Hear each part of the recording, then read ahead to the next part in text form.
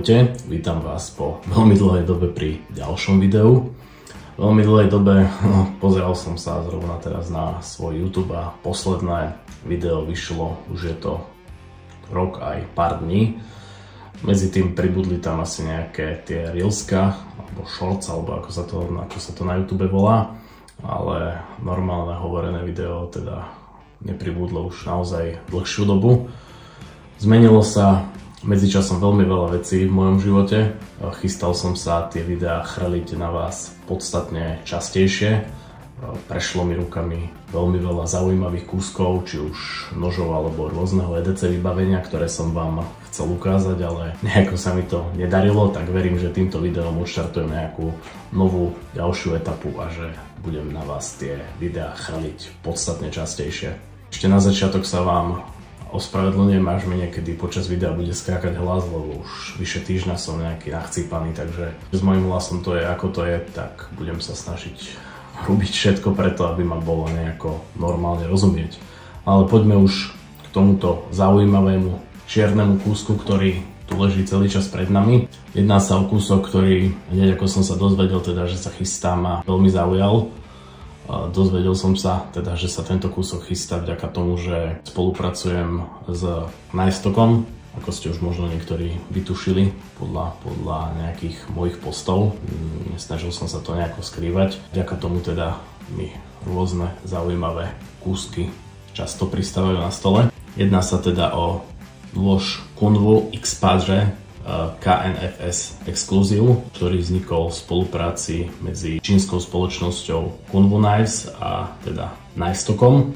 Nože od spoločnosti Kunvu Knives mám veľmi rád. Jedná sa o mladú spoločnosť, nožiarsku, myslím si, že vznikli v roku 2019, ak sa nemýlim, ale už teda sa stali, aspoň teda z môjho pohľadu, vážnym hráčom na trhu. Keď som prvýkrát započul o tejto značke, tak som jej nejako nevenoval pozornosť, ale keď sa mi dostali do ruky nejaké ich prvé produkty, tak som vážne zíral, pretože čo nôž, tak to za mňa veľká bomba. No a zrovna modely X-Padre aj Padre sú najobľúbenejšie modely, aj teda najpredávanejšie od tejto spoločnosti. Aj preto z Nightstocku prišli s nápadom spraviť takúto krásnu, celočiernu exkluzivitku. Model X-Padre sa klasicky vyrába v troch rôznych verziách, a to so satin čepelou, s DLC čepelou alebo komplet stonewash verzií, kde sú teda stonewashi črienky a aj čepel. No a teraz teda do hry vstúpil tento all black kúsok, ktorý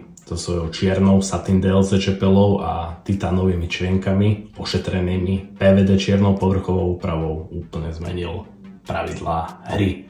Ako pozerám, tak slnko mi tu svieti všelijako, mení mi tu úplne svetlo. Na schvál som nechcel točiť pri umelom svetlu, ale išiel som sem, aby som teda využil normálneho svetla, ale teda vidím, že slnko sa tu so mnou zahráva, tak dúfam, že to bude na videu nejako normálne všetko vidieť, čo chcem ukázať, lebo už to teda prehadzovať na umelé svetlo nejdem. Rukoveď tohto noža je teda vyrobená z TC4 titánu, ktorý je známy svojou výnimočnou pevnosťou a ľahkosťou. Ja osobne mám najradšej teda nože, ktoré majú titánové črienky, je ich aj v mojej zbierke najviac, ale teda takýto čiernený titán sa v mojej zbierke ešte nenachádza, prišiel teda až s týmto kúskom. Rukoveď má diamantovú textúru, ktorá poskytuje vynikajúcu prilnavosť a aj komfort pri používaní noža. No a titán je teda ošetrený PVD čiernou povrchovou úpravou, ktorá ešte zvyšuje odolnosť rukovete proti opotrebeniu a dodáva nožu moderný a elegantný vzhľad. Čo sa týka poistky, tak je tu použitá poistka XT-Lock. Tento systém ponúka nielen bezpečnosť, ale aj spoľahlivosť a jednoduchú manipuláciu jednou rukou. XT-Lock zabezpečí, že čepel zostane pevne uzamknutá v otvorenej pozícii, čím teda predchádzame akémukoľvek nechcenému zavretiu noža počas používania. Tento mechanizmus je odolný a spoľahlivý, čo zaručuje bezpečnosť pri používaní noža aj v náročných situáciách a navyše pridáva nožu tzv. Fidget faktor. Otváranie a zatváranie tohto kúsku je naozaj zábavné a prudko návykové. Môžeme si to teda vyskúšať. Otvorenie priamo cez XT-Lock, zatvorenie takisto cez túto Spidey dieru alebo Spidey hole. alebo teda očko alebo otvor v čepeli. Naozaj to otvorenie aj zatvorenie noža ide ako po masle. Klikať si s týmto nožom hore dole je naozaj zábava. Robím to síce takto na kameru. Dá sa to aj takto spredu s palcom, to sa mi už robí z môjho pohľadu teraz horšie, ale teda nie je problém, ale takéto otvorenie alebo otvorenie priamo cez ten XT-lock je naozaj paráda. No ako ste si už určite všimli, tak upozorním hneď aj na jedinú vadu, ktorú som pri tomto noži zistil. Vadu.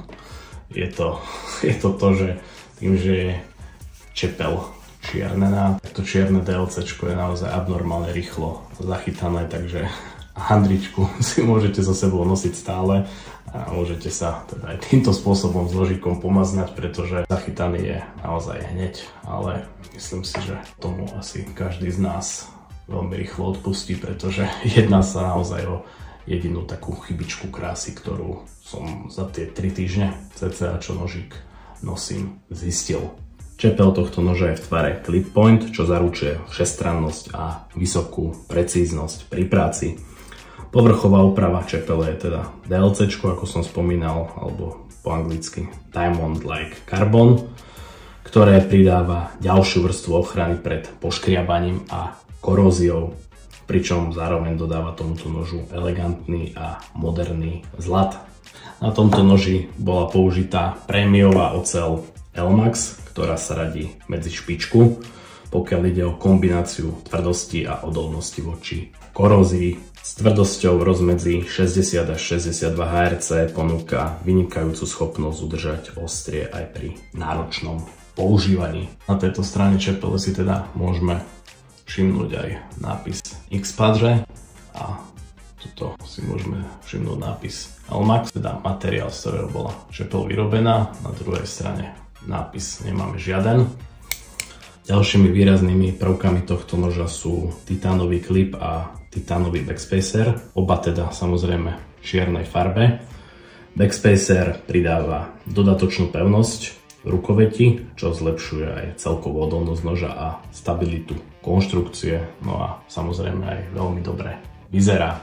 No a čo sa týka klipu, tak tento pevný titánový klip zaisťuje, že nôž je možné bezpečne a veľmi diskrétne nosiť vo vrecku, pričom si zachováva stabilitu a pohodlie pri nosení. Na klipe môžeme vidieť malé K ako logo spoločnosti Kunvo-Nice. A hore nad klipom máme aj dierku, alebo teda otvor na prevlečenie parakordu, pokiaľ si tam nejaký chcete dať aj s nejakou gorálkou. Ja mám tieto otvory na parakord na nožoch veľmi rád, takmer na každom noži nejaký parakord mám zavesený a jednak to za mňa super vyzerá a za druhé sa potom aj nôž lepšie vyťahuje z vrecka. Samozrejme nevýhodou teda, pokiaľ si tam dávate aj gorálky, je to, že si ten nôž s nimi skôr či neskôr doškrabete, ale to už berem ako takú nejakú prirodzenú patinu.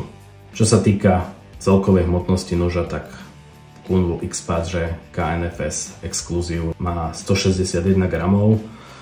Zostáva teda dostatočne ľahkým pre každodenné nosenie, pričom si zachováva robustnosť a odolnosť aj pri ťažšej práci. Mám tu pre vás na porovnanie aj ďalšie X-Padre. Toto je konkrétne satin čepelov. Jedná sa taktiež o veľmi pekný model, ale za mňa, to vám ich môžem na porovnanie obidva otvoriť vedľa seba, za mňa akože je tá celočierna limitka naozaj bombová. Môžeme si nože ukázať aj takto, nejako pri sebe. Naozaj tie vychytávky, ktoré sú na tej limitke, sú za mňa úplne super. Ako vidíte, aj tá satin čepel je raz, dva dochytaná, ale teda to asi každý milovník nožov pozná, že proste je to daň za túto úpravu čepele.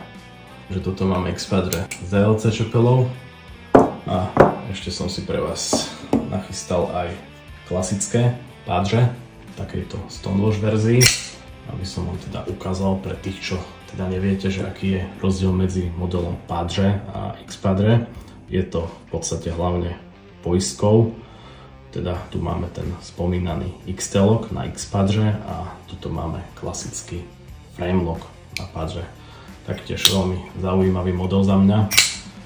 a veľmi ťažké rozhodovanie, že ktorý si vybrať, teda aspoň keď ste taký blázon do nožov ako ja. No a čo povedať k tomuto zaujímavému kúsku na záver? Ak vás zaujalo, tak skúste sa pozrieť na stránky Knifestocku, je tam momentálne aj celkom zaujímavé zľave. A teda ak vás zaujalo, tak sa aj poponáhľajte, pretože jedná sa o limitovanú edíciu 100 kusov, takže neviem koľko ich je momentálne predaných, ale teda bol o ne veľký záujem hneď ako vyšli, takže ak chcete niečo takéto vlastniť, tak zbytočne asi netreba otáľať. No a to je už k dnešnému videu naozaj všetko. Ďakujem vám pekne za pozornosť a vidíme sa zasa pri nejakom ďalšom videu. Ahojte.